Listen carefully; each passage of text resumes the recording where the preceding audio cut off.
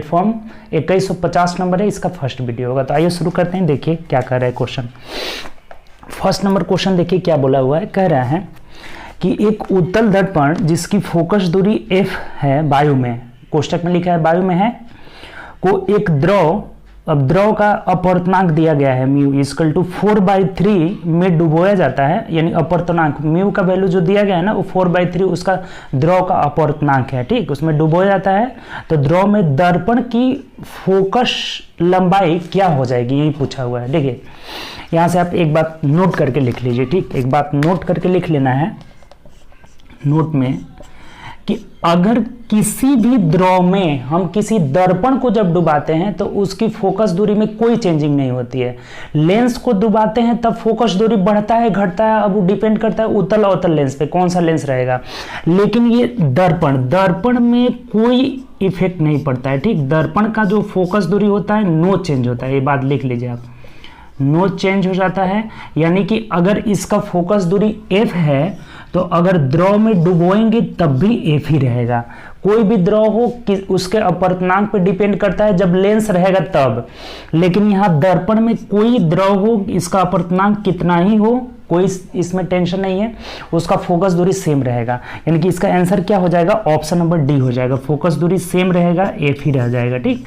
तो देख लीजिए ऑप्शन नंबर डी में ऐसा दिया हुआ है। तो ये बात आप नोट करके लिख लीजिएगा कि किसी भी द्रव में जब किसी दर्पण को डुबाते हैं तो उसका फोकस दूरी में कोई चेंजिंग नहीं होता है। जैसा रहेगा फोकस दूरी, जितना रहेगा उतना ही सेम रह जाएगा। तो यहाँ फोकस दूरी f था, तो अब वायु में तो द्रव में भी क्या होगा, f ही रहेगा। और लेंस जब डुबाते हैं तो वो अपवर्तनांक पे डिपेंड करता है कि किसका अपवर्तनांक कितना है, उसके हिसाब से वो चेंजिंग होता है, ठीक। तो पहला क्वेश्चन बिल्कुल आसान था, लेकिन ये पता होना चाहिए कि लेंस में नहीं चेंज होता है, लेकिन दर्पण में, लेंस में चेंज हो जाता है लेकिन दर्पण में नो चेंज रहता है। तो ये बात आप नोट करके लिख लीजिएगा। चलिए नेक्स्ट क्वेश्चन की तरफ बढ़ते हैं। दूसरा क्वेश्चन देखिए क्या कर रहा है। दूसरा क्वेश्चन बोला हुआ है कि 20 सेंटीमीटर वक्रता त्रिज्या वाले अवतल दर्पण की फोकस दूरी क्या होगी। अब देखिए आप पढ़े होंगे कि r बराबर क्या होता है, r बराबर 2f होता है। r यहाँ से वक्रता त्रिज्या हो जाता है, लेंस दर्पण में पढ़े होंगे, नहीं पढ़े हैं तो ये फॉर्मूला लिख लीजिए कि r बराबर 2f होता है। r क्या है, वक्रता त्रिज्या, और f क्या है, फोकस दूरी होता है, ठीक। यहाँ से r बराबर 2f। अगर हमें f पूछ रहा है ना कि f बराबर क्या होगा तो r/2 हो जाता है। ये इसी फॉर्मूला से निकला कि f बराबर क्या हो जाएगा तो r में 2 से भाग दे देंगे, ठीक। तो यहाँ से r दिया हुआ है 20 सेंटीमीटर, तो 20 में हम 2 से भाग दे देंगे, यानी कि फोकस दूरी कितना हो जाएगा तो 10 सेंटीमीटर हो जाएगा, और यही हम लोग का आंसर हो जाएगा। ऑप्शन नंबर देख लीजिए तो ऑप्शन नंबर डी आपका आंसर हो जाएगा। बात क्लियर, कोई दिक्कत नहीं। ये फॉर्मूला आपको याद होना चाहिए। वक्रता त्रिज्या r बराबर 2 गुणे फोकस दूरी होता है, ठीक। वक्रता त्रिज्या और फोकस दूरी में संबंध ये डायरेक्ट भी पूछा जाता है एग्जाम में, ठीक। डायरेक्ट फॉर्मूला भी आता है, इसलिए जरूरी है आपको फॉर्मूला भी नोट करते रहना, ठीक। तो f पूछा है तो a बराबर r/2, यानी 20 में 2 से भाग देंगे 10 हो जाएगा। ऑप्शन नंबर डी हो जाएगा, ठीक। चलिए नेक्स्ट क्वेश्चन की तरफ बढ़ते हैं। 3 नंबर क्वेश्चन देखिए क्या कर रहे हैं। बहुत आराम से हम लोग चलेंगे, आपको बिल्कुल समझ में आएगा बहुत आसानी से। लेकिन ये एक बात करिए, आप नोट करते चलिएगा, ठीक। और बीच बीच में आप वीडियो दोस्तों में शेयर भी कर दीजिए, ज़्यादा से ज़्यादा शेयर करिए ताकि और भी जितने भी आपके दोस्त हैं सब लोग हमसे जुड़े और फ़ायदा उठाएं। हम लोग न्यूमेरिकल भी कर रहे हैं, मैथ भी कर रहे हैं और रीजनिंग भी कर रहे हैं, ठीक। तो देखिए 3rd नंबर क्वेश्चन बोला है कि सेल्सियस से केल्विन पर तापमान को बदलने के लिए आपको निम्न में से क्या करना होगा। देखिए एक आपको रिजल्ट बता रहे हैं, ये रिजल्ट आप लिख लीजिएगा। इससे हमको कोई भी तापमान, किसी भी तापमान के डिग्री में इसमें चेंज करना होगा किसी भी यूनिट में, तो उसको आसानी से कर लेंगे। क्या होता है रिलेशन, देखिए लिख लीजिए, C/100 बराबर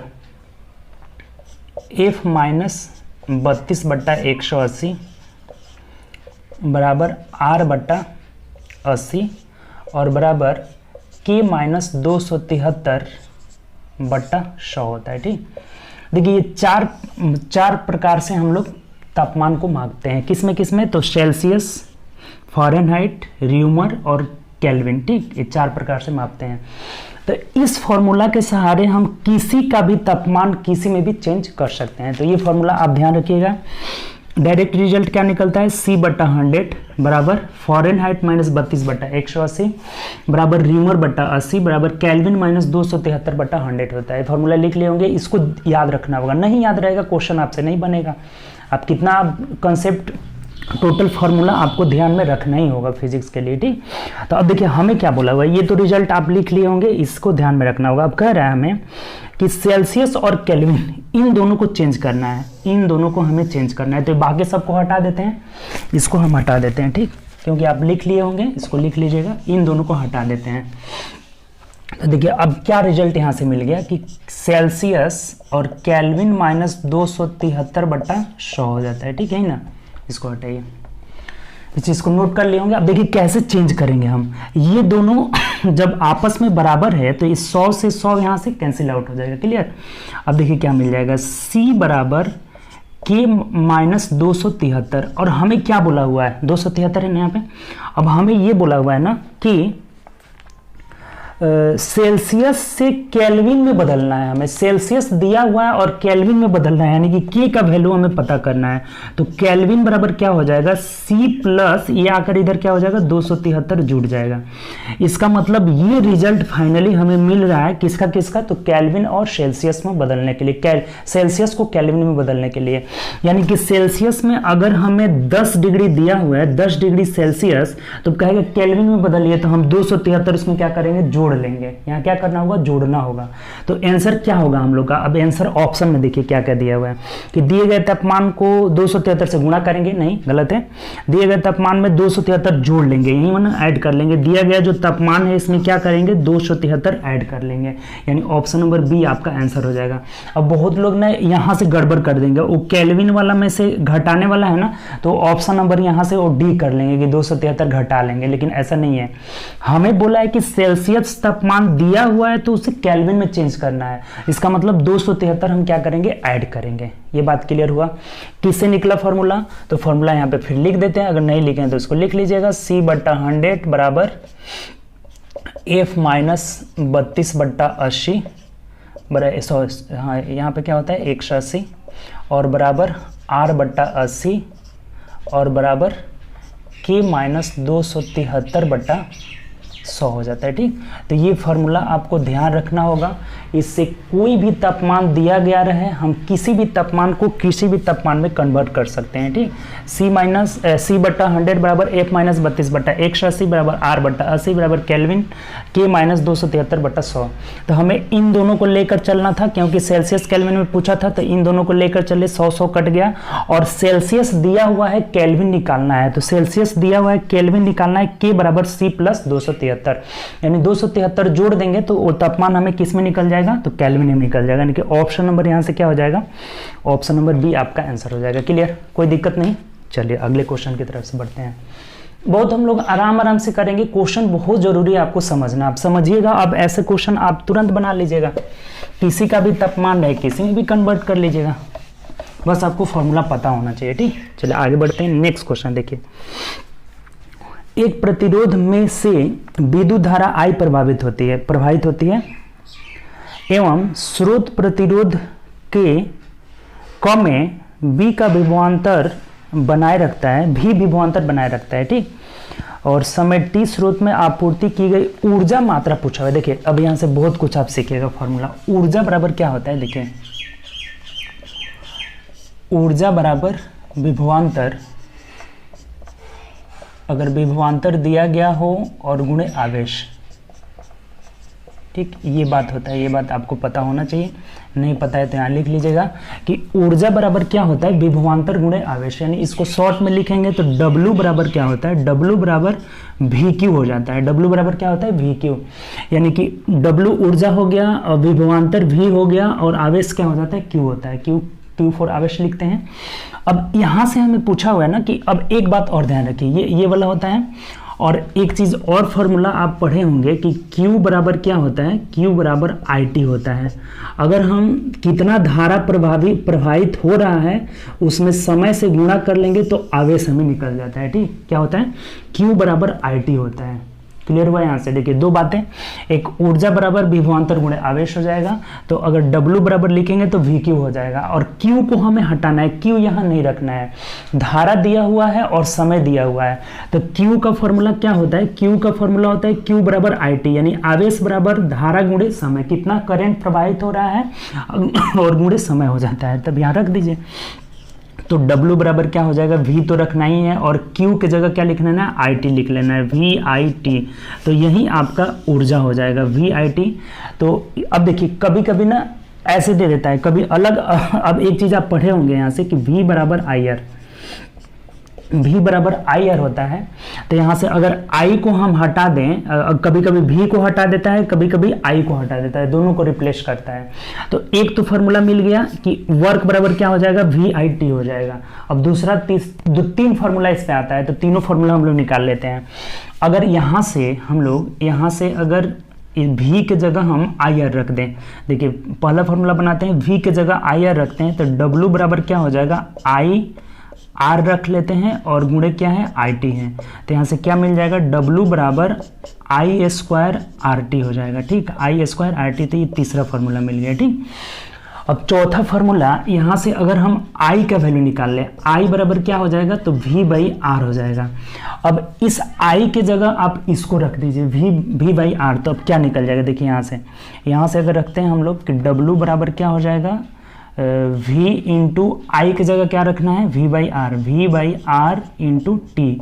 तब यहाँ से क्या फार्मूला आपका निकला, तो देख लीजिए W बराबर क्या हो जाएगा, तो V स्क्वायर T बट्टा R। तो ये तीन फार्मूला होता है ऊर्जा का। तो ये ऊर्जा का तीनों फार्मूला आप ध्यान रखिएगा। जो फार्मूला आपका ऑप्शन में दिया गया होगा, देखिए कौन सा ऑप्शन में दिया गया है, वहीं आपका आंसर हो जाएगा। वर्क बराबर क्या होगा, VIT दिया हुआ है, ऑप्शन नंबर सी में आपका VIT दिया हुआ है, तो यही आपका आंसर हो जाएगा। ये वाला फार्मूला दिया हुआ है। ठीक, VIT ऑप्शन नंबर सी हो जाएगा। बात आप समझ गए होंगे। अगर नहीं समझे तो देखिए ध्यान से समझिए। ऊर्जा बराबर विभवांतर गुणे समय। ठीक, ऊर्जा बराबर क्या होता है, विभवांतर गुणे समय, यानी W बराबर VQ हो जाएगा। और Q बराबर क्या होता है, IT होता है। Q बराबर IT।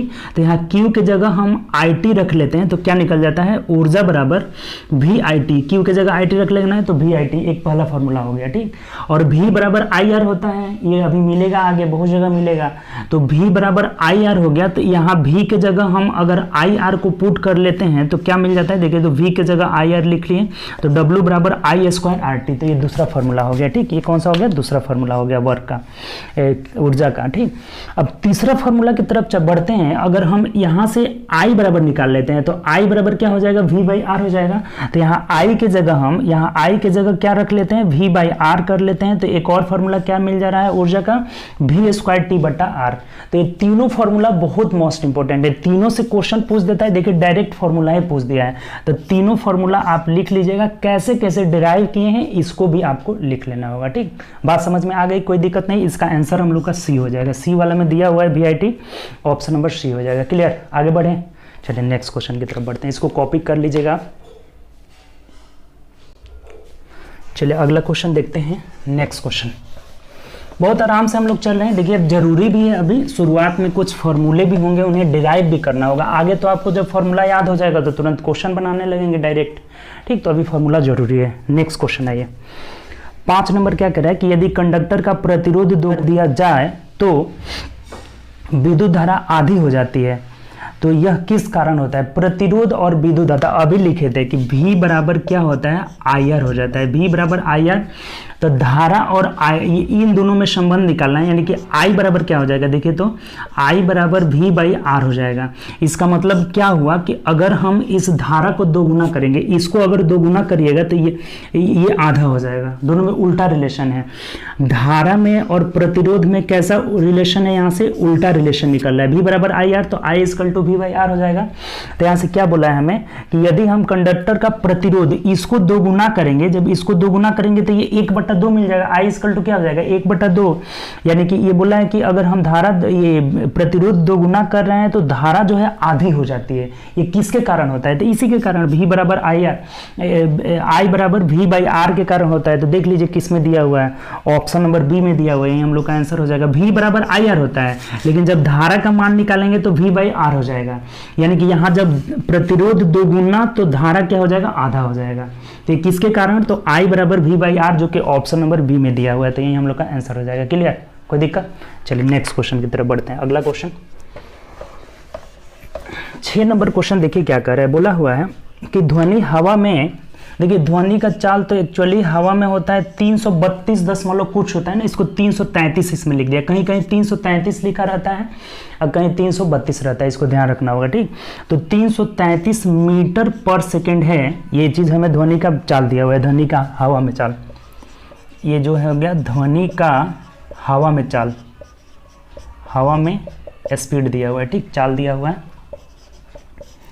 चाल बराबर 333 मीटर पर सेकेंड है। तब क्या बोला यहाँ से, तो इस प्रकार एक सेकेंड में, अच्छा ये 333 मीटर पर सेकेंड है, यानी कि एक सेकेंड में यह कितना कवर करेगी, तो 333 मीटर। तो यही बात बोला हुआ है कि ये एक सेकेंड में 333 मीटर जा रही है। दूरी किसके द्वारा तय की जाती है, ये पूछा है कि किसके द्वारा तय की जाती है। ऑप्शन पढ़िए, अशांति के कारण, स्रोत के कारण, कण के कारण, रिसाव के कारण। देखिए जो ये 333 मीटर कवर करती है ना, ये अशांति के कारण। कभी शोरगुल होता है ना, उसमें देखिएगा ध्वनि कम सुनाई देता है, और रात के समय जब शांत रहती है ना तो दूर दूर का ध्वनि सुनाई देता है। तो ये किसके कारण होता है, तो शांति के कारण होता है, यानी कि ऑप्शन नंबर देख लीजिए, अशांति के कारण हो जाता है। अशांति के कारण यहाँ से ऑप्शन नंबर आपका हो जाएगा ए नंबर हो जाएगा। ठीक, ये 333 मीटर पर सेकेंड जो है किसके कारण सुनाई जाती है, अशांति के कारण। अगर यही शांत रहे तो ध्वनि जल्दी कवर करेगी, तो जल्दी सुनाई देगी। और मतलब कभी कभी आप नोटिस करिएगा कि रात के समय दूर की भी ध्वनि हमें सुनाई देती है, लेकिन दिन के समय वहीं नज़दीक वाली ध्वनि भी नहीं सुनाई देती है। तो किसके कारण होता है, तो ये अशांति के कारण होता है। अशांति के कारण ही ऐसा होता है कि ध्वनि का स्पीड घट जाता है। ठीक, तो ऑप्शन नंबर यहाँ से क्या हो जाएगा, ऑप्शन नंबर ए हो जाएगा। स्रोत नहीं होगा, कण नहीं होगा, रिसीवर वगैरह कुछ नहीं होगा, यहाँ क्या हो जाएगा, अशांति हो जाएगा। ध्वनि का चाल माध्यम में अलग अलग होता है। ठीक, हर माध्यम में अलग अलग होता है, लेकिन यहाँ 333 मीटर किसके द्वारा तय करती है, तो अशांति के कारण। ठीक, ऑप्शन नंबर ए हो जाएगा। चलिए नेक्स्ट क्वेश्चन आइए, 7 नंबर क्वेश्चन करिए। कह रहा है कि निर्वात में प्रकाश का चाल क्या होता है। अब प्रकाश का चाल आप पढ़े ही होंगे कि 3 गुणे 10 पर पावर 8 मीटर पर सेकेंड होता है। ठीक, ये 3 गुणे 10 पर पावर 8 मीटर पर सेकेंड। तो देख लीजिए किस में है, तो ऑप्शन नंबर यहाँ से सी में दिया हुआ है, यही हम लोग का आंसर हो जाएगा। ठीक, ये प्रकाश का चाल होता है। अभी इसके पहले ध्वनि वाला देख रहे थे, ये प्रकाश वाला है, दोनों एक में नहीं मिला लीजिएगा। प्रकाश का जो चाल है ना, प्रकाश का चाल कितना होता है, 3 गुणे 10 पर पावर 8 मीटर पर सेकेंड होता है। किस ऑप्शन में दिया है, तो ऑप्शन नंबर सी में दिया हुआ है 3 अब देखिए कहीं कहीं ना बहुत लोग कंफ्यूजन होगा, ये मीटर पर ऐसे दे दिया है, तो इसका मतलब यही हुआ ना, यही हुआ 3 मीटर पर सेकेंड ही हुआ। इसका भी मतलब क्या होता है, मीटर पर सेकेंड। जब नीचे लाते हैं ना, आप पढ़े होंगे, शर्ट्स में पढ़े होंगे कि x के पावर -1 बराबर क्या हो जाता है, 1/x हो जाता है। ठीक, तो इसको बट्टा में हम नीचे लिख दे या फिर इसका पावर में -1 दे दे, दोनों का मतलब क्या होता है, एक ही होता है। तो इसमें कंफ्यूजन नहीं होना है। ये 3.8 गुणे 3 गुणे 10 पर पावर 8 मीटर पर सेकेंड प्रकाश का चाल होता है, जो कि ऑप्शन नंबर सी में दिया हुआ है। क्लियर, चलिए नेक्स्ट क्वेश्चन आइए। 8 नंबर क्वेश्चन को भी आपको याद रखना होगा। ये सब याद करने वाला चीज़ है, इसमें कोई भी फॉर्मूला नहीं है, कुछ भी नहीं है, डायरेक्ट आपको याद करना होगा। विद्युत रोधी की प्रतिरोधकता कितनी होती है, नेक्स्ट क्वेश्चन बोला है 8 नंबर, तो ऑप्शन नंबर डी हो जाएगा। इसमें लिख लीजिएगा 10 का पावर 12 ओम मीटर से 10 के पावर यहाँ से है से 10 के पावर 17 ओम मीटर तक होता है। ठीक, तो ये तो याद रखने वाली चीज़ है। कहाँ से होता है, 10 के पावर 12 ओम मीटर से 10 के पावर 17 ओम मीटर तक होता है। ऑप्शन नंबर डी जो हो जाएगा आंसर हो जाएगा। ठीक, किसी भी विद्युत रोधी का प्रतिरोधकता कितना होता है, तो 10 के पावर 12 ओम मीटर से 10 के पावर 17 ओम मीटर विद्युत रोधी की प्रतिरोधकता। ठीक, तो ऑप्शन नंबर यहाँ से डी हो जाएगा। क्लियर, तो ये सब याद करने वाला चीज़ है, इसमें आप क्या बताएं। चलिए नेक्स्ट क्वेश्चन है, अगला क्वेश्चन देखिए। चंद्रमा की सतह पर एक लड़के का भार 300 न्यूटन है। देखिए चंद्रमा, मून और अर्थ में क्या होता है, मून और अर्थ देखिए दोनों में इसका जो ग्रेविटी का मान होता है ना, इसका 1/6 यहाँ होता है। ठीक है, क्या होता है कि इसका जो है, इस पर अगर ग्रेविटी J है तो ये G/6 हो जाता है यहाँ पे। तो भार भी क्या हो जाएगा कि इस पर अगर भार मेरा 6 kg होगा तो यहाँ 1 kg हो जाएगा। ठीक, ये चीज़ ध्यान रखना होगा। भार भी क्या हो जाता है, भार की अगर तुलना करें तो भार यहाँ अगर हमारा भार में 1 न्यूटन है तो यहाँ कितना हो जाएगा, 6 न्यूटन हो जाएगा। 1:6 का रेशियो होता है। ठीक, ये चीज़ ध्यान रखना होगा। तब क्या पूछा हुआ है देखिए, ये बात आप समझ गए होंगे। यहाँ अगर G होता है तो यहाँ G/6 हो जाता है। ठीक, G/6 हो जाता है। तो भार में क्या रिलेशन होता है, तो भार अगर यहाँ मेरा भार 1 न्यूटन है तो यहाँ 6 न्यूटन हो जाएगा। 1:6 का रेशियो होता है। तब क्या बोला है आपसे कि चंद्रमा की सतह पर एक लड़के की भार, अब यहाँ दिया हुआ है ना कि 300 न्यूटन है, यहाँ कितना है 300 न्यूटन है, तो यहाँ कितना हो जाएगा। तो देखिए, तो 1 न्यूटन का वैल्यू 6 न्यूटन हो जाता है। तो 300 न्यूटन का इसमें 6 से गुणा कर लीजिए तो 1800 न्यूटन हो जाएगा। 1800 न्यूटन पृथ्वी पर हो जाएगा, जो कि ऑप्शन नंबर मिला लेते हैं तो ऑप्शन नंबर ए में दिया हुआ है। बात आपको समझ में आ गया होगा, कोई दिक्कत नहीं। जी का मान इसका 1/6 जो है मून पे हो जाता है। तो भार क्या होता है, यहाँ अगर 1 न्यूटन भार है तो यहाँ 6 न्यूटन हो जाएगा। ठीक, अगर पृथ्वी पर मेरा भार अगर 12 न्यूटन है तो यहाँ कितना हो जाएगा, 2 न्यूटन हो जाएगा। ठीक, तो अब यहाँ देखिए कि अगर इस 1 यूनिट का वैल्यू यहाँ से 300 न्यूटन दिया हुआ है तो इसमें 6 गुना हो जाएगा, इसमें आएंगे तो 6 से भाग लग जाएगा। जब भी हम मून में जाना होगा तो 6 से भाग लग जाएगा और अर्थ पे जाना होगा तो 6 गुना हो जाएगा। ये चीज़ ध्यान रखिएगा। ठीक, तो यहाँ से इसका 6 गुना कितना हो जाएगा, 1800 न्यूटन, जो कि ऑप्शन नंबर ए में दिया हुआ है। जी ठीक, चलिए 10 नंबर क्वेश्चन है ये। 10 नंबर क्या कह रहा है, 10 बोला हुआ है। देखिए 10 नंबर कह रहा है कि अस्पष्ट गूंज सुनने के लिए मूल ध्वनि और प्रतिध्वनि के बीच का समय अंतराल कम से कम कितना होनी चाहिए। देखिए यहाँ से 2-3 बात आप सीखिएगा। जैसे मान लीजिए प्रतिध्वनि किसको बोलते हैं, प्रतिध्वनि मतलब जैसे मान लीजिए इको बोलते हैं, इंग्लिश में इको उसको कहते हैं। ठीक, जैसे किसी पहाड़ी के किनारे जब जाकर कुछ दूर पे खड़े रहिएगा और बोलिएगा तो आपका आवाज़ वहाँ से टकरा कर आएगा। चाहे कहीं गूंज स्थान पर, रूम में ही रहता है ना छोटा सा रूम, उसमें भी हम लोग बोलते हैं ना तो आवाज़ गूंजता है, गूंज करके आता है। तो देखिए प्रतिध्वनि को सुनने के लिए, जैसे मान लीजिए ये यहाँ पे एक पहाड़ है, ठीक, और यहाँ है ध्वनि का स्रोत है। ठीक, यहाँ से हम बोल रहे हैं तो यहाँ पे टकराया ध्वनि और इसको यहाँ तक आ गया। फिर ठीक ये ध्वनि यहाँ से गया और टकरा करके यहाँ आ गया। तो ये जो समय अंतराल होता है ना, ये समय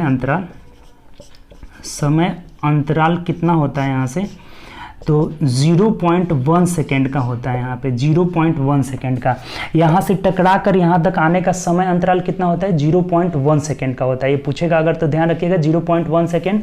और एक बात और, किसी भी ध्वनि का गूंज मेरे माइंड में भी 0.1 सेकेंड तक रहता है। तो ये मिनिमम इतना ही रहना चाहिए, इससे अगर कम हो रहा है ना तो नहीं सुनाई देगा। पहले वाला ही ध्वनि आपके दिमाग में गूंजता रहेगा तो बाद वाला सुनाई नहीं देगा। यानी कि प्रतिध्वनि के गूंज का समय अंतराल कितना होता है, 0.1 सेकेंड होता है। कभी कभी ना ये दूरी पूछ देता है कि ये जो दूरी होना चाहिए ना, ये डिस्टेंस कितना होना चाहिए। तो देखिए डिस्टेंस आपको बताते हैं। अभी हम लोग ध्वनि का जो साउंड था उसका चाल कितना देखे थे, ध्वनि का चाल हम लोग अभी पढ़े हुए थे। देखिए ध्वनि का चाल जो था अभी आया हुआ था, क्वेश्चन नंबर 3 या 4 में था। 333 दिया था ना, तो जनरली हम लोग 332 मीटर पर सेकेंड मानते हैं। 332 कुछ होता है तो 33 भी कहीं कहीं देता है। ठीक, तो ये 332 मीटर पर सेकेंड हो गया ध्वनि का चाल। और समय अंतराल कितना होना चाहिए, यहाँ से जा करके यहाँ आने में कितना होना चाहिए, 0.1 सेकेंड। तो डिस्टेंस बराबर क्या होता है, अब आप पढ़े होंगे फॉर्मूला, दूरी बराबर चाल गुणे समय हो जाता है। स्पीड इंटू टाइम हो जाता है। ठीक, ये आप पढ़े होंगे टाइम स्पीड डिस्टेंस में। ठीक, तो डिस्टेंस यहाँ से अगर निकाल लेते हैं तो डिस्टेंस बराबर स्पीड कितना है, 332 मीटर पर सेकेंड, और टाइम कितना होना चाहिए यहाँ से जाकर यहाँ आने में, 0.1 होना चाहिए। तब देखिए इसको गुणा करेंगे ना, 1/10 यानी यहाँ से भाग लग जाएगा, 33.2 मीटर हो जाएगा। यहाँ से गया और यहाँ आया यानी कि 2 गुना डिस्टेंस कितना हो गया है, ये यहाँ से जा करके वापस आ रहा है यानी कि 2 दूरी तय कर लिया। तो यहाँ से जो डिस्टेंस होगा ना, ये डिस्टेंस, ये 2d का वैल्यू है। ये कितना है, 2 गुणे डिस्टेंस का वैल्यू है ना, क्योंकि यहाँ से जा रहा है यहाँ आ रहा है, ये 2 गुणे डिस्टेंस का वैल्यू है। ठीक, तो अगर एक डिस्टेंस निकालेंगे यानी 2 से इसमें भाग दे देंगे, तो 2 से भाग दीजिए, 2 एकम 2 हो जाएगा, 2 छक्के 12 हो जाएगा, फिर 2 छक्के 12, 6.6 मीटर देता है। ठीक, कहीं कहीं क्या करता है, इधर लिख देते हैं। देखिए यहाँ से डिस्टेंस अगर हमें निकालना होगा, डिस्टेंस इजकल टू, तो 2 से भाग दे देंगे, कितना हो जाएगा 2 छक्के 12, इसमें 2 से भाग दे देंगे, फिर 2 छक्के 12 हो जाएगा, 1 मिनट सॉरी, 2 एकम 2, 2 छक्के 12 और 2 छक्के 12, 16.6 मीटर। और ये लगभग में कहीं 17 मीटर भी दे देता है, लगभग में क्या कर लेता है, 17 मीटर दे देता है। ठीक, तो देखिए यहाँ से आप क्या क्या सीखे, आप 2-3 पॉइंट सीखे। देखिए क्या बता रहे हैं भाई, ये ध्वनि है, मूल ध्वनि है, यहाँ से बोल रहे हैं और यहाँ टकरा करके प्रतिध्वनि आ रहा है, तो इसका जो समय अंतराल होगा वो कितना होगा, यहाँ से तो 0.1 सेकेंड होगा। यही क्वेश्चन में पूछा हुआ था, समय अंतराल कितना होना चाहिए, तो 0.1 सेकेंड, जो कि ऑप्शन नंबर बी में दिया हुआ है। तो हम लोग का आंसर तो यहाँ से बी निकल गया, लेकिन एक एक्स्ट्रा बात क्या सीखे कि यहाँ से यहाँ का जो डिस्टेंस होना चाहिए वो कितना होना चाहिए, 16.6 मीटर, यानी लगभग जो है 17 मीटर।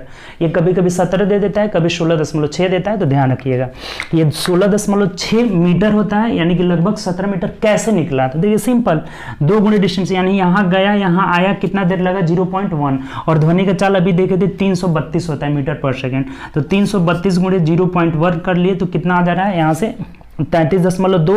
ये 2 डिस्टेंस है जाने में और आने में, तो एक डिस्टेंस निकालने के लिए 2 से भाग दे दिए, यानी कितना आ जा रहा है 16.6 मीटर आ जा रहा है, लगभग में हम 17 कर लेंगे। तो ये जो डिस्टेंस होना चाहिए वो कितना होना चाहिए, 17 मीटर। प्रतिध्वनि सुनने के लिए न्यूनतम दूरी जो होना चाहिए 16.6 या 17 होना चाहिए, और जो समय अंतराल होना चाहिए वो कितना होना चाहिए मिनिमम में, तो 0.1 होना चाहिए। दोनों बात आप ध्यान रखिएगा, दोनों बात से क्वेश्चन बहुत पूछा जाता है। टाइम 0.1 और डिस्टेंस कितना होना चाहिए, 16.6 या 17 होना चाहिए। क्लियर, आगे बढ़े। देखिए समय लगेगा थोड़ा सा, धीरे धीरे अभी करेंगे ना, अभी शुरुआत हुआ है, तो घबराना नहीं है कि इतना समय लग रहा है क्वेश्चन में। ठीक, हम लोग बहुत डिटेल में क्वेश्चन कर रहे हैं, तो समय तो लगेगा ही। ठीक, चलिए नेक्स्ट क्वेश्चन आइए। अगला क्वेश्चन क्या कह रहे हैं, अगला क्वेश्चन बोला हुआ है 11 नंबर कि 18 वोल्ट, देखिए यहाँ दिया हुआ है कि 18 वोल्ट बराबर डैश डैश गुणे 3 ओम, ओम का ऐसे सिंबल रहता है। तो यहाँ क्या भराएगा, तो अभी आपको क्या बताए थे, देखिए तो V बराबर IR, V बराबर क्या होता है, I इंटू R होता है। अभी हम लोग पढ़े थे रेसिस्टेंस, प्रतिरोध 3 ओम का है, धारा यहाँ पूछा हुआ है कितना धारा लगेगा, और वोल्ट दिया हुआ है, विभवांतर जो है 18 दिया हुआ है। तो ये अगर हमें I पाना होगा तो इसे भाग दे देंगे, यानी कि I बराबर कितना हो जाएगा, 18 में आप 3 से भाग दीजिए ना, यानी कि 6 एम्पियर का धारा प्रभावित होना होगा। यहाँ क्या भराएगा, तो यहाँ I बराबर 6 एम्पियर हो जाएगा, तभी ना 18 हो जाएगा। क्लियर हुआ है चीज़। यहाँ जो करंट होगा वो कितना एम्पियर का होना चाहिए, 6 एम्पियर का। तो ऑप्शन नंबर मिला लीजिए। देखिए सब में 6 ऑप्शन दिया हुआ है, लेकिन उसका आप यूनिट से भी डायरेक्ट को आंसर कर सकते हैं। 6 एम्पियर होगा, 6 वाट नहीं होगा, 6 एली एम्पियर नहीं है, 6 जूल नहीं होगा, क्या हो जाएगा 6 एम्पियर यहाँ पे भराएगा। 18 तो हो रहा है लेकिन एम्पियर में रहेगा ये, क्योंकि धारा का जो मात्रक होता है ना वो क्या होता है, एम्पियर। तो ऑप्शन नंबर ए आपका आंसर हो जाएगा। ठीक, ए नंबर आंसर हो जाएगा यहाँ से ए। चलिए नेक्स्ट क्वेश्चन आइए, 12 नंबर क्या कह रहे हैं। ठीक, ये तो आसान क्वेश्चन था, V बराबर IR अभी हम पढ़े थे। ठीक, चलिए नेक्स्ट क्वेश्चन करते हैं। अगला क्वेश्चन देखिए क्या कर रहा है कि एक लेंस में 2 डायोप्टर, देखिए ऐसे दिया है ना कि +2 डायोप्टर, 2.0 दिया है तो उसका कोई वैल्यू नहीं है 0 का। इतना इसका क्षमता दिया हुआ P से डिनोटेट करते हैं, लेंस की क्षमता P से डिनोटेट करते हैं, तो P का वैल्यू कितना दिया है, 2 डायोप्टर दिया हुआ। डी मतलब डायोप्टर, क्षमता का मात्रक क्या होता है, डायोप्टर। कभी कभी मात्रक भी पूछ देता है, ध्यान रखिएगा। ठीक, तो एक लेंस है, इसका क्षमता 2 डायोप्टर है, तो बोला है कि यह लेंस किस किस्म का होगा और इसकी फोकस दूरी क्या होगी। तो देखिए क्षमता और फोकस दूरी में क्या रिलेशन होता है, यानी कि F = होता है 1/P होता है। F = 1/P, अगर P दिया होगा तो 1/F होता है। दोनों एक दूसरे के इन्वर्स होता है, जो चीज़ दिया होगा उसका इन्वर्स कर देंगे, आराम से निकल जाएगा। ठीक, तब यहाँ से हमें फोकस दूरी पूछा हुआ है, तो F = क्या हो जाएगा, 1/, ये क्षमता ना, तो क्षमता कितना है 2 हो जाएगा, यानी कि प्लस में है ना, प्लस में यहाँ रखिए प्लस में, तो 0.5 मीटर में हो जाएगा। ठीक, फोकस दूरी का मात्रक मीटर होता है, तो 0.5 मीटर हो गया, और ये किस में आ जा रहा है, यहाँ से प्लस में आ जा रहा है। तो देखिए ये प्लस, अगर क्षमता में भी प्लस दिया हुआ है, फोकस दूरी में प्लस क्या डिनोटेट करता है कि यह लेंस कैसा है, उत्तल है या अवतल है। प्लस फोकस दूरी का मतलब कौन सा लेंस है, तो उत्तल लेंस है। इसका मतलब कि ये उत्तल लेंस है, उत्तल लेंस है और इसकी फोकस दूरी कितना है, f इजकल टू 0.5 मीटर है। ठीक, तो ये देख लीजिए किस ऑप्शन में दिया हुआ है, यही आपका आंसर हो जाएगा। उत्तल लेंस है, ऑप्शन नंबर ए में दिया हुआ है 0.5 मीटर, यानी ए आपका आंसर हो जाएगा। बात आपको समझ में आ गया होगा ना, ये बात ध्यान रखना होगा। फोकस दूरी से अगर क्षमता से फोकस दूरी निकालना होगा तो 1/p कर लेंगे, अगर फोकस दूरी दिया होगा क्षमता निकालना होगा 1/f कर लेंगे, दोनों एक दूसरे के इन्वर्स होता है। तो यहाँ से हमें फोकस दूरी निकालना था, क्षमता 2 दिया हुआ था, 2 से भाग दे दिए, ये प्लस में था तो फोकस दूरी भी प्लस में आएगा, और फोकस दूरी प्लस का मतलब कैसा लेंस है, तो उत्तल लेंस है, और फोकस दूरी कितना है इसका 0.5 मीटर आ जा रहा है। क्लियर, आगे बढ़े नेक्स्ट क्वेश्चन। चलिए 13 नंबर, 13 नंबर देखिए क्वेश्चन क्या बोला है। 13 नंबर बोला है कि यदि एक तार के माध्यम से प्रवाहित होने वाली विद्युत धारा I है और इलेक्ट्रॉन का आवेश E है, तो t सेकेंड में प्रवाहित होने वाले इलेक्ट्रॉनों की संख्या को किसके माध्यम से निर्धारित। देखिए यहाँ पे एक फॉर्मूला लिख लीजिए, इलेक्ट्रॉनों की संख्या क्या होता है, कितना इलेक्ट्रॉन प्रभावित करेंगे, तो इलेक्ट्रॉनों की संख्या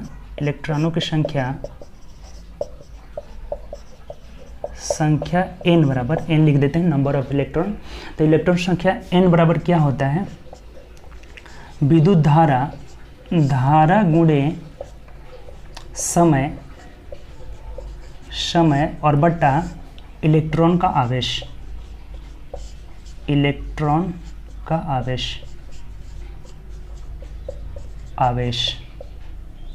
ये वाला फॉर्मूला आप ध्यान रखिएगा। ठीक, देखिए क्या हो जाता है, यहाँ से इलेक्ट्रॉनों की संख्या बराबर विद्युत धारा गुणे समय बटा इलेक्ट्रॉन का आवेश हो जाएगा। तो देखिए धारा I दिया हुआ है, यहाँ n इजकल टू कितना हो जाएगा, I गुणे t बट्टा E हो जाएगा। इलेक्ट्रॉन का आवेश क्या है, E है, तो इससे हम डिनोटेड करेंगे, यानी IT बट्टा E से डिनोटेड करेंगे। तो देख लीजिए किस ऑप्शन में दिया हुआ है, IT बट्टा E, ऑप्शन नंबर C में दिया हुआ, तो यही आंसर हो जाएगा। ये फॉर्मूला आपको ध्यान रखना होगा कि इलेक्ट्रॉनों की संख्या n बराबर क्या होता है, विद्युत धारा गुणे समय बटा इलेक्ट्रॉन का आवेश हो जाएगा। तो IT बट्टा I धारा है, T समय है, IT बट्टा E हो जाएगा। ठीक, ऑप्शन नंबर C हो जाएगा। ठीक, चलिए नेक्स्ट क्वेश्चन, ये सब फॉर्मूला याद रखना होगा आपको, फॉर्मूला को नोट करते चलिए, अगले क्वेश्चन की तरफ बढ़ते हैं। ठीक, चलिए नेक्स्ट क्वेश्चन देखते हैं। अगला क्वेश्चन हमें बोला है कि 1 वाट बराबर क्या होगा, 1 वाट बराबर क्या होगा। तो देखिए अब यहाँ से शक्ति बराबर क्या होता है, कार्य करने की क्षमता को शक्ति कहते हैं, यानी कि शक्ति बराबर फॉर्मूला ही होता है। देखिए आपको ये बताए हुए थे, पिछला जो वीडियो बताए थे ना न्यूमेरिकल का, उसमें बताए थे शक्ति बराबर कार्य बटा समय होता है। ठीक, समय, यानी इसको हम लोग कार्य को जूल में करते हैं और समय को टी में करते हैं। तो देखिए एक जो है 1 वाट का कार्य, 1 वाट का शक्ति कब लगेगा, जब 1 जूल कार्य करेंगे और कितना देर ले, एक सेकेंड में, ये ना समय हो जाएगा, 1 सेकेंड में करेंगे। ठीक, ये यहाँ पे जूल रहता है कार्य का मात्रक और समय का मात्रक सेकेंड में रहता है, यानी कि इसको हम लोग क्या कह सकते हैं कि जूल प्रति सेकेंड, 1 जूल प्रति सेकेंड ही 1 वाट होता है। 1 वाट बराबर क्या हो जाएगा, जूल प्रति सेकेंड हो जाएगा, 1 जूल प्रति सेकेंड, 1 जूल बटा 1 सेकेंड हो जाएगा। तो देख लीजिए ये किस ऑप्शन में दिया हुआ है, 1 वाट बराबर 1 जूल प्रति सेकेंड हो जाएगा, 1 जूल प्रति सेकेंड। तो ऑप्शन मिला लीजिए, तो 1 जूल प्रति सेकेंड ऑप्शन नंबर डी में दिया हुआ है, यही हम लोग का आंसर हो जाएगा। ये फॉर्मूला ध्यान रखिएगा कि शक्ति बराबर क्या होता है, कार्य बटा समय होता है, शक्ति बराबर कार्य बटा समय होता है। तो 1 वाट का शक्ति कब होगा, जब कहेंगे 1 वाट का शक्ति कब होता है, जब 1 जूल का कार्य 1 सेकेंड तक किया जाता है। ठीक, 1 जूल का कार्य 1 सेकेंड तक, तो 1 जूल प्रति सेकेंड, कार्य ऊपर रहेगा समय नीचे रहेगा, तो 1 जूल प्रति सेकेंड जब कार्य होगा तो उसी को हम लोग क्या बोलेंगे, 1 वाट बोलेंगे। ठीक, तो ऑप्शन नंबर यहाँ से डी हो जाएगा। ठीक, फॉर्मूला ही सब जगह है, फॉर्मूला नहीं है याद तो फिर दिक्कत होगा, फॉर्मूला याद रखना होगा। नेक्स्ट क्वेश्चन है 15 नंबर, क्या कर रहा है, रिक्त स्थान में सबसे उपयुक्त विकल्प भरे, गुरुत्वाकर्षण सार्वभौमिक नियतांक जी। देखिए जी का वैल्यू क्या होता है, जी का वैल्यू होता है, आप लोग पढ़े होंगे 6.67 इंटू 10 टू द पावर -11 क्या होता है, न्यूटन मीटर स्क्वायर पर केजी स्क्वायर। ठीक, पर केजी स्क्वायर होता है। तो यही जी का वैल्यू होता है, यही हमें वैल्यू पूछा हुआ है, यहाँ से मान याद होना चाहिए। तो देखिए किस ऑप्शन में दिया, ऑप्शन नंबर सी में दिया हुआ है।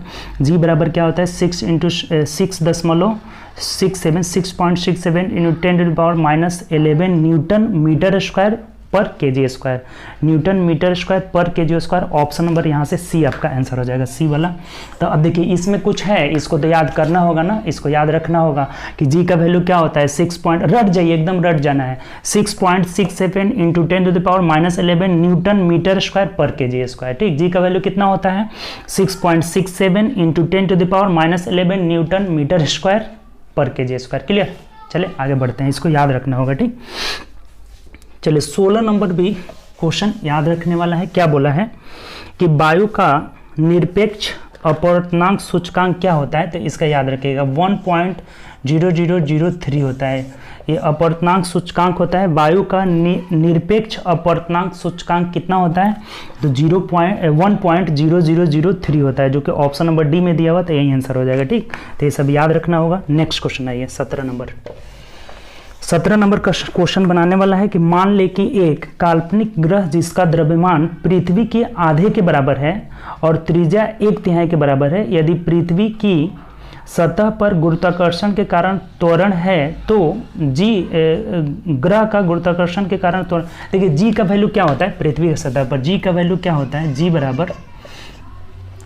बराबर जी एम ई और बट्टा आर ई स्क्वायर होता है। ठीक, ये आप पढ़े होंगे, नहीं पढ़े हैं तो यहाँ से लिख लीजिए कि गुरुत्वाकर्षण क्या होता है, तो जी एम ई का मतलब क्या हुआ, एम ई का यानी कि मास ऑफ अर्थ पृथ्वी का द्रव्यमान। यहाँ से इसको लिख लेते हैं हम लोग, पृथ्वी का द्रव्यमान, पृथ्वी का एक बार फॉर्मूला आप लिख लीजिए, उसके बाद से इससे तो बहुत क्वेश्चन बनेगा, द्रव्यमान। ठीक, और ये आर ई क्या है, आर ई का जो स्क्वायर की है ये क्या है, तो पृथ्वी की त्रिज्या है यहाँ से। ठीक, त्रिज्या है। और जी तो आपको पता ही है, जी जो है गुरुत्वाकर्षण नियतांक है, जी का वैल्यू क्या है, गुरुत्वाकर्षण नियतांक है। तो अब यहाँ हमें क्या बोला हुआ है कि कोई दूसरा काल्पनिक ग्रह है, यदि इसका द्रव्यमान जो है पृथ्वी के द्रव्यमान का आधा है। एक काल्पनिक ग्रह है जिसका मास कितना है, तो me/2 है, me/2 पृथ्वी के द्रव्यमान का कितना है, आधा है। और फिर कह रहा है आधा है के बराबर है और त्रिज्या 1/3 के बराबर है, और उसका जो रेडियस है ना इसके आर ई के पृथ्वी के त्रिज्या का कितना है, 1/3 के बराबर है। यही बात हमें बोला हुआ है। तो कह रहे हैं कि उस ग्रह का जो है, ग्रह का पृथ्वी के सतह पर जी का वैल्यू क्या होगा, यही पूछा हुआ है। तो जी बराबर देखिए ग्रह के लिए हम जी डैश लिख देते हैं, जी डैश इक्वल टू क्या होगा, ये जी तो रहेगा ही जी, और एम के जगह उस ग्रह का मास देंगे। तो ग्रह का मास कितना है, me/2 हो जा रहा है। ठीक, और बट्टा में यहाँ त्रिज्या की जगह हम ग्रह का त्रिज्या देंगे, कितना है, re/3 का होल स्क्वायर हो जाएगा, त्रिज्या का होल स्क्वायर होगा ना। तो ये स्क्वायर करके ऊपर कर लेते हैं, तो यहाँ से जी डैश कितना हो जा रहा है, देखिए तो जी एम ई और बट्टा 2, और नीचे यहाँ क्या हो जा रहा है, इस 2 को हम बाद में लिख देते हैं। ठीक, ये RE स्क्वायर और 2 इधर हो गया, और 3 का स्क्वायर ऊपर भेज देते हैं, 9 हो जाएगा। अब इसको देखिए, इसको आप लोग क्या बोलते हैं, देखिए तो इसको क्या हम लोग कह रहे थे, ये जी बराबर GME/RE का होल स्क्वायर, यानी इसको हम लिख सकते हैं जी, अर्थात इस जी का वैल्यू क्या हो जाएगा, जो ग्रह का गुरुत्वाकर्षण नियतांक होगा वो जी इंटू कितना हो जाएगा, ये 9/2 हो जाएगा। यानी पृथ्वी के जो यहाँ गुरुत्वाकर्षण होगा इस जी का वैल्यू का कितना हो जा रहा है, 9/2 गुना हो जा रहा है। यानी इसको ऐसे हम लोग लिख सकते हैं कि 9/2 जी हो जाएगा। इसका जो एक काल्पनिक ग्रह होगा उसका जो ये होगा, त्वरण होगा, वो पृथ्वी पर कितना हो जाएगा, तो 9/2 जी हो जाएगा। तो ये हम लोग का आंसर हो जाएगा। बात आप समझे कि नहीं, ये टोटली आपका फॉर्मूला पे है। फॉर्मूला क्या होता है, जी इक्वल टू GME/RE का होल स्क्वायर होता है। एम क्या है, तो पृथ्वी का द्रव्यमान है। ई इसलिए लिखे हैं ना कि अर्थ, मास ऑफ अर्थ, और ये ई इसलिए लिखे हैं कि क्या है, पृथ्वी की त्रिज्या है। ठीक, हमेशा त्रिज्या का होल स्क्वायर रहता है। अब हमें क्वेश्चन में बोला है कि जो ग्रह का मास है ना वो पृथ्वी का आधा है, तो mv/2 कर लिए, और त्रिज्या जो है पृथ्वी का 1/3 है, तो re/2 कर लिया। अब इस चीज़ को इसमें हम बैठा दिए, अब कुछ है ही नहीं, कैलकुलेशन कर लिए तो ये 9/2 एक्स्ट्रा आ जा रहा है। इसका मतलब कि ये 9/2g हो जाएगा। ये जो गुरुत्वाकर्षण होगा, त्वरण जो होगा ग्रह का, तो ग्रह का त्वरण कितना हो जाएगा, 9/2g के बराबर हो जाएगा, जो कि ऑप्शन से मिला लीजिए, तो ऑप्शन नंबर बी में दिया हुआ है। बात यहाँ से क्लियर, कोई दिक्कत नहीं। अब इसको नोट कर लीजिएगा, ये सब फॉर्मूला आपको पता ही होना चाहिए। और ये चीज़ हमें बोला हुआ था, जैसे जैसे कह रहा था, आधा था तो आधा रखे, और तिहाई था तिहाई रखे, कैलकुलेट करें तो 9/2g आ जा रहा है। क्लियर, आगे बढ़े, चलिए नेक्स्ट क्वेश्चन की तरफ बढ़ते हैं। 18 नंबर क्वेश्चन देखिए क्या करें। 18 बोला हुआ है कि 1 नैनोमीटर क्या होता है, तो ये भी आपको नहीं बताना होगा। 10 के पावर 9 होता है, 9 मीटर होता है। 1 नैनोमीटर बराबर 10 के पावर 9 मीटर, यानी ऑप्शन नंबर यहाँ से बी हो जाएगा। ठीक, ये चीज़ ध्यान रखना होगा, आपको सबको याद कर लेना होगा। यूनिट है नैनोमीटर, 10 के पावर -9 मीटर। ठीक, चलिए अगला देखिए। पृथ्वी की सतह यानी कि द्रव्यमान अगर m है, त्रिज्या r है, तो गुरुत्वाकर्षण के कारण त्वरण के अनुपात, अच्छा अभी आप क्या पढ़े थे कि g बराबर क्या होता है, g बराबर me/r² नहीं पढ़े थे। तो यहाँ पृथ्वी के त्रिज्या मास केवल m दिया हुआ है और r केवल r दिया हुआ है। तो ये जो होता है ना, ये दोनों में रिलेशन पूछ रहा है कि अनुपात क्या है, पृथ्वी की सतह पर द्रव्यमान m और त्रिज्या r में क्या रेशियो होगा। तो m और r में यहाँ से रेशियो क्या निकल जा रहा है, m/r² हो जा रहा है। दोनों का रेशियो कितना हो जाता है, m/r²। तो यही हम लोग का आंसर हो जाएगा। ऑप्शन देख लीजिए, तो ऑप्शन नंबर ए में दिया हुआ है। केवल हमें मास और त्रिज्या का रेशियो पूछा हुआ है, तो मास और त्रिज्या में क्या रेशियो होता है, तो m/r² हो जाता है। ठीक, तो ऑप्शन मिला लीजिए, ऑप्शन नंबर ए हो जाएगा। देखिए एक ही फॉर्मूला से अभी 2 क्वेश्चन आ गया। g बराबर होता है GME/RE², लेकिन यहाँ मास पृथ्वी का m दिया हुआ है और r ही दिया हुआ है, तो इन दोनों का रेशियो पूछा हुआ है, तो इनका रेशियो क्या हो जाता है, m/r²। क्लियर, कोई दिक्कत, ऑप्शन ए हो जाएगा। 20 नंबर क्वेश्चन देखिए क्या करें। 20 नंबर क्वेश्चन बोला है कि मान ले कि एक काल्पनिक ग्रह जिसका, देखिए अभी आया था जो 18 नंबर पे ही क्वेश्चन है, एक काल्पनिक ग्रह है जिसका द्रव्यमान और त्रिज्या दोनों पृथ्वी आधे के बराबर है। उसमें तिहाई दिया हुआ था ना, इसमें दोनों आधा है। देखिए अभी क्या पढ़े थे हम लोग कि G=GME/, फॉर्मूला आप रट जाइए, RE का होल स्क्वायर होता है, ही नहीं होता है, RE का होल स्क्वायर, यही फॉर्मूला होता है। तो अब यहाँ कह रहे हैं जो काल्पनिक ग्रह है, ये बताए थे ना, ये तो फिर लिखने की जरूरत नहीं है ना, ये मास है पृथ्वी का है और ये त्रिज्या है इसका पृथ्वी का है। तो यहाँ जो काल्पनिक ग्रह है इसका मास पृथ्वी के मास का कितना है, आधा है, me/2 है, और त्रिज्या भी क्या है, त्रिज्या भी re/2 है। r पृथ्वी के त्रिज्या का क्या है, आधा है, दोनों चीज आधा है। तब ग्रह का जो है त्वरण क्या होगा, यही पूछा हुआ है, तो उत्पन्न पूछ रहा है हमें, तो गुरुत्वाकर्षण के कारण त्वरण कितना होगा, यानी कि g', हम ग्रह के लिए g' कर लेते हैं, तो g' बराबर क्या होगा, g, और me की जगह हमें क्या रख लेना है, me, इसका मास लेंगे ना, तो इसका मास me/2 है, me/2 सेम क्वेश्चन है, और बट्टा यहाँ से r का होल स्क्वायर करेंगे तो ये re²/4 हो जाएगा, 2 दूनी के 4 हो जाएगा ना, तो इसको ऊपर भेज देते हैं, तब क्या मिल जाता है, देखिए तो यहाँ से g' कितना मिल जाएगा, GME/RE² और गुणे नीचे 2 हो जाएगा और ये ऊपर चल जाएगा 4 हो जाएगा, यानी कि ये यहाँ से हम लोग कर लेते हैं 2 दूनी के 4 हो जा रहा है। अब इसको हम लोग क्या कर सकते हैं, g लिख सकते हैं ना, g' बराबर क्या हो जाएगा, 2g हो जाएगा। तो ये रिलेशन हो जा रहा है, यहाँ जो त्वरण हो जाएगा वो कितना हो जाएगा, 2g के बराबर हो जाएगा। जो इसका त्वरण होगा इस काल्पनिक ग्रह का, वो कितना हो जाएगा, 2g हो जाएगा। तो देख लीजिए ऑप्शन नंबर किस में है, तो ऑप्शन नंबर डी में आंसर दिया हुआ है। बात आप समझ गए होंगे। इस पे 3 क्वेश्चन, एक जगह यहाँ पे द्रव्यमान तो आधा था लेकिन त्रिज्या क्या था, 1/3 था, तो उसे हम लोग निकाल लिए। अब यहाँ बोला हुआ था कि द्रव्यमान भी आधा है और त्रिज्या भी आधी है, तो दोनों आधा आधा करके रखे, तो यहाँ g' का वैल्यू क्या आ जा रहा है, तो g का 2 गुना आ जा रहा है, 2g हो जा रहा है। तो यही हम लोग का आंसर हो जाएगा, यहाँ से ऑप्शन नंबर डी हो जाएगा। बात क्लियर, कोई दिक्कत। तो चलिए आज हम लोग का फर्स्ट क्लास था इस बुक का, जो आपका प्लेटफॉर्म का 2150 क्वेश्चन है न्यूमेरिकल का। तो आज फर्स्ट क्लास था, हम लोग धीरे धीरे अब नंबर ऑफ क्वेश्चन बढ़ाते भी रहेंगे, 20-20 ही क्वेश्चन नहीं करेंगे। जिस दिन ज़्यादा समझाना होगा उस दिन कम क्वेश्चन होगा। तो आप लोग डेली आइए और इसको देखिए और ज़्यादा से ज़्यादा दोस्तों में शेयर करिए। अब हम लोग न्यूमेरिकल भी स्टार्ट कर दिए हैं और डेली आपको न्यूमेरिकल का भी वीडियो मिलेगा। तो उम्मीद करते हैं सेशन बहुत अच्छा लगा होगा। दोस्तों में ज़्यादा से ज़्यादा शेयर करें, लाइक करें और सब्सक्राइब चैनल को ज़रूर करें अगर चैनल पर न्यू हो तो, ठीक।